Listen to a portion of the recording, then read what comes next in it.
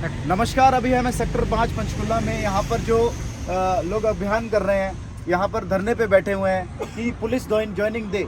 यहाँ पे जो भर्तियाँ हुई थी 2020 में, इनके पास अभी तक ज्वाइनिंग नहीं हुई है। 3 साल से वेट कर रहे हैं सरकार का। सरकार इनकी सुनवाई क्यों नहीं कर रही है, जानेंगे। यहाँ पे जो लोग धरना दे रहे हैं, आइए सुनते हैं क्या कहना चाहेंगे। सर, ये भर्ती जो है ना 5500 मेल कांस्टेबल और 1100 फीमेल कांस्टेबल की 2019 में एडवर्टाइज हुई थी जी। तो उसके बाद उन्होंने 2021 में 20 में दोबारा री एडवर्टाइज कर दी। उसके बाद उन्होंने 7 अगस्त को पेपर ले लिया। 7 अगस्त को पेपर लेने के बाद इनका पेपर हो गया कैंसिल, मतलब लीक हो गया पेपर, तो कैंसिल करना पड़ा। उसके बाद नवंबर में पेपर हुआ दोबारा, सारा प्रोसेस जनवरी में कंप्लीट हो चुका था। उसके बाद ये इसका जो फॉर्मूला था नॉर्मलाइजेशन में, वो चैलेंज हो गया हाई कोर्ट के अंदर, सुप्रीम कोर्ट से वेरीफाइड फॉर्मूला। उसके बावजूद इतना टाइम लगा दिया, कोर्ट जनवरी से लेकर दिसंबर आ गया, अब तक उसके फॉर्मूले के ऊपर कुछ भी सॉल्यूशन नहीं हुआ। बच्चे क्या करे क्या नहीं। एक भर्ती का हमें लगभग 4 साल हो गए एक भर्ती के ऊपर, तो मतलब पंचवर्षीय योजना बना रखा है। 6600 परिवार हो गए, परिवार भी बच्चे भी सब परेशान हो रखे हैं, सब मतलब इतने दुखिया रखे, ना कोई जा सकता, किसी का मेडिकल अटक रहा है, कुछ टूट फूट हो जाए तो कोई कुछ नहीं कर सकता, मतलब नौकरी हाथ में आई भी सीखना, मतलब एक तरह से बेरोजगार होता हो रखे, कोई सुनता नहीं। अब 3 दिन हो गए धरने देते हुए, कोई नहीं अब पूछने आया भाई क्या है क्या नहीं। मतलब हम तो कहते हैं, हमारे डिप्टी से हम बोलते हैं हम युवाओं का मतलब नेता है, युवा की आवाज़ सुनते हैं, आज तक तो कोई नहीं सुनी भाई। सब सारे युवा तो रोड के ऊपर है, कोई नहीं पूछता, कोई नहीं बोलता।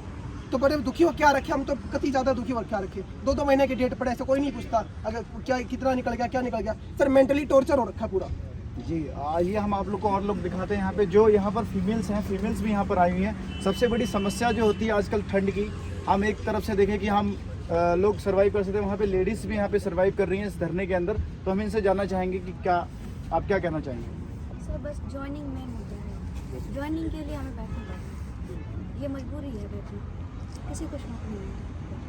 आप क्या सर ठंड की मौसम है, सभी लोग अपने घर हैं, सभी चाहते हैं कि ठंड में हम कहीं ना निकलें, अपना काम करें दिन में और रात को घर में आराम करें। लेकिन इतनी ज़्यादा मजबूर होगी है सर हमें कि हम लड़कियां यहाँ पे रुक रही हैं। क्या सरकार को ये शर्म नहीं आती है कि लड़कियां यहाँ पे रुक रही हैं? यहाँ पे कोई देख भी नहीं रहा है आके कि यहाँ पे टॉयलेट है, यहाँ पे क्यों रुकी हुई है लड़कियाँ, क्या मोटिव है? वैसे तो बोलते हैं बेटी बचाओ बेटी पढ़ाओ, ये करवाओ, फिर बेटी से बचा के उनको पढ़ा के फिर उनको धरने पे बिठाओ, फिर यहाँ बिठाओ, उनको देखो भी ना कि यहाँ पे क्या हो रहा है क्या नहीं हो रहा है। तो हमारी मांगे क्यों नहीं पूरी करते सर? कभी बोलते हैं विधानसभा के इलेक्शन है, कभी बोलते हैं कोई से इलेक्शन है, फिर बोलते हैं हमने ये पुल बनवाया, ये किया, हमने इतने लगवाए, हमने इतने लगवाए। हमारी तो अपनी मेहनत है सर, हमें क्यों नहीं ज्वाइनिंग दे रहे हैं? मैं पूछ रही हूँ सर माननीय मुख्यमंत्री जी से, हमारी क्या गलती है, हमारी क्यों नहीं ज्वाइनिंग दी जा रही है? हमने इतनी मेहनत की है, खुद से मेहनत की है, हमने एक दिन रात भर के हमने 10-10 घंटे करके हमने पढ़ाई की है सर। तो हमारी ज्वाइनिंग क्यों नहीं दी जा रही है, ये बताओ सर हमें पहले।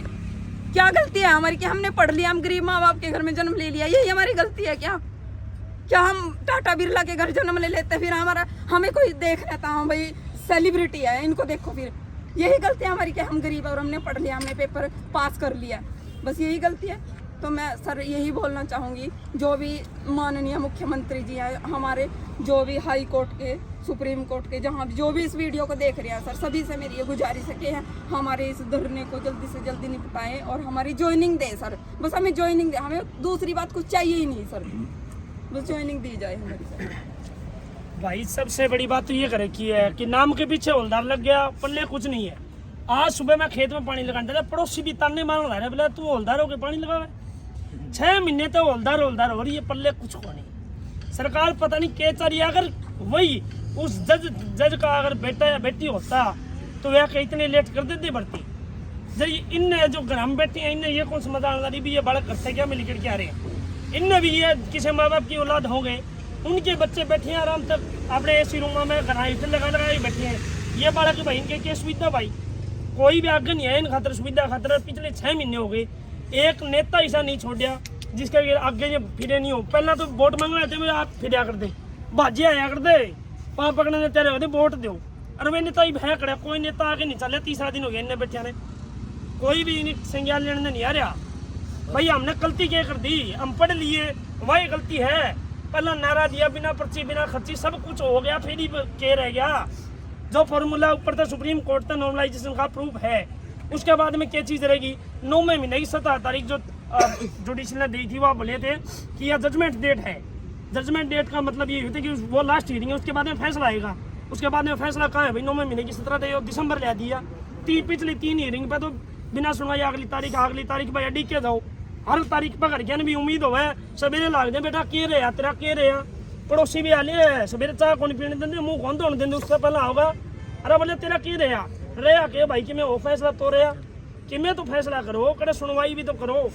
मुँह उठाया अगली तारीख, मुँह उठाया अगली तारीख, कहीं भी देख लो कोई भी फैसला हो कोर्ट में जाओगा। ज़्यादा से ज़्यादा कितने बंदे पास के दोनों पार्टियाँ, 10, 20, 50, 100, 6600 बालक एक पार्टी के में है। इनके पीछे परिवार तो बहुत रहेगी, चाचा ताऊ मामा फूफे जो ताने मारने वाले भी रहेगी, बहुत परिवार रहेगी। तो इनकी सुनवाई क्यों ना होती?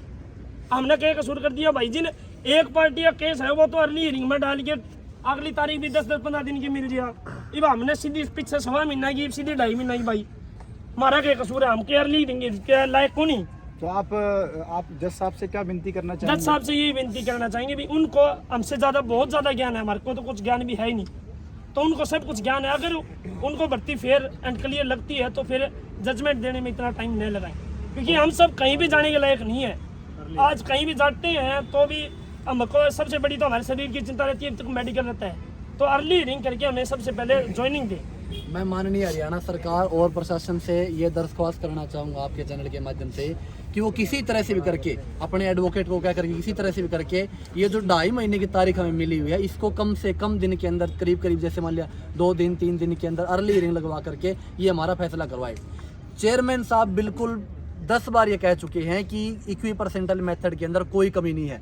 और अभी जो सीईटी एग्जाम हुआ एनटीए ने बाकायदा नोटिफिकेशन के अंदर ये लिख के दिया है कि आपका जो रिजल्ट आएगा वो इक्वी परसेंटल मेथड से आएगा। जब वो फ्यूचर की प्लानिंग आगे कर रहे इसी मेथड से कर रहे हैं तो फिर फॉर्मूले में तो कोई कमी है ही नहीं।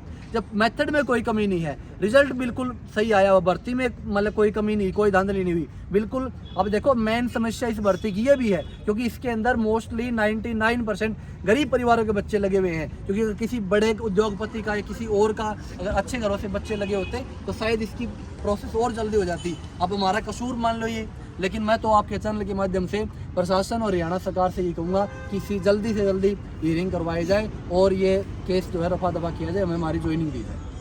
तो नारा आपका?